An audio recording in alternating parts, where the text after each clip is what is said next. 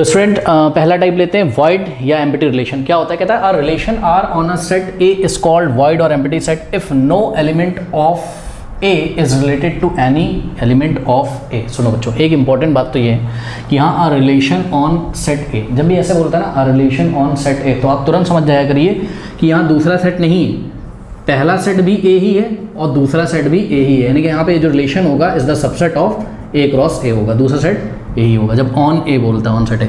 तो relation on set A का मतलब ये है, रिलेशन ऑन सेट ए का मतलब relation from A to A. ठीक है students, is called the void set और empty set if no elements of set A is related to any element of set A. जब set A का कोई भी element set ए से relate ना करता हो, कैसे रिलेट ना करता हो, कुछ ना कुछ रिलेशन नीचे दिया होगा। एक एग्जांपल लेते हैं, इस एग्जांपल को देखो, यहाँ पर सेट ए है, इसमें 1 2 3 4 एलिमेंट्स हैं। ठीक है, तो यहाँ पर हमने 1 2 3 4 लिखा और यहाँ पे भी हमने 1 2 3 4 लिखा। ठीक है, ये रिलेशन पढ़िए जो सेट बिल्डर फॉर्म में दिया है। कह रहा है कि जो रिलेशन एक सेट होगा, ये जो एक सेट होगा इसमें ऐसे एलिमेंट्स आएंगे ए कॉमा बी टाइप के, such that a minus B is equals to क्या हो जाए 12 and a comma B belongs to set A. ठीक है, आपको ऐसे दो एलिमेंट लेके आने हैं जिनका डिफरेंस किसके इक्वल आना चाहिए 12 के। ठीक, तो सुनो मेरी बात, आप ए क्रॉस से अपने दिमाग में निकाल लो भैया पहले। ठीक है, आप ए क्रॉस से अपने दिमाग में निकाला करो, हमेशा निकालेंगे नहीं, दिमाग में निकालेंगे। ठीक है, तो ए क्रॉस से क्या होगा, ऐसा कुछ होगा, देखो 1,1 फिर 1,2, ठीक है, फिर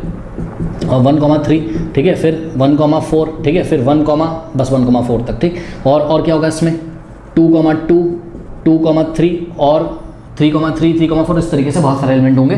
4 4 जा 16 एलिमेंट्स ऑर्डर पेयर में यहाँ पे होंगे।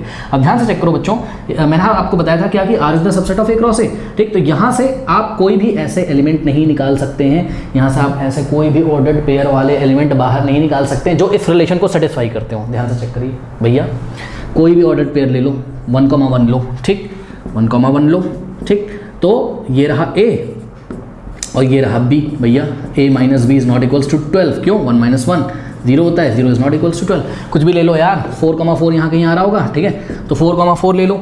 ठीक, तो 4,4 ले लिया, तो 4 - 4 is not equals to what 12। इसी तरह 4 और 3 लो, 4 - 3 इज नॉट इक्वल्स टू 12।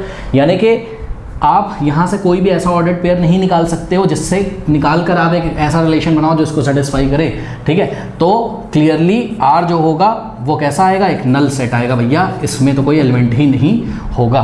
तो ऐसे रिलेशन को, जो रिलेशन खुद ही क्या हो जाता है, वॉइड सेट हो जाता है, जिसमें कोई एलिमेंट ही नहीं आता है, ऐसे रिलेशन को हम क्या बोलते हैं, वॉइड रिलेशन या एम्प्टी रिलेशन। ठीक है स्टूडेंट्स, तो इस तरीके से अब इसको हमको लिखना कैसे पड़ेगा, देखिए इसको हम कैसे लिखेंगे मैथमेटिक्स में तो हम ये सब नहीं किसी को बोल के समझाएंगे, तो हम उसको ऐसे बोलेंगे,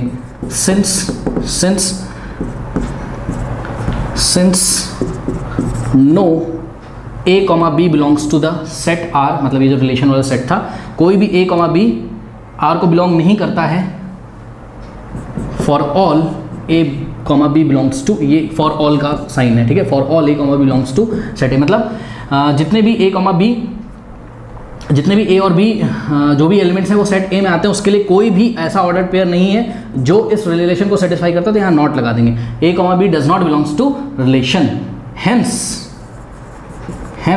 रिलेशन आर इज, ये वाला relation R is a void और एम्प्टी रिलेशन। कर लीजिए, तो यहाँ फॉर ऑल मत लिखिए, यहाँ फॉर एनी लिख दीजिए, भाषा का यहाँ बहुत महत्व है। For any a comma B belongs to set A. Okay, कर लीजिए।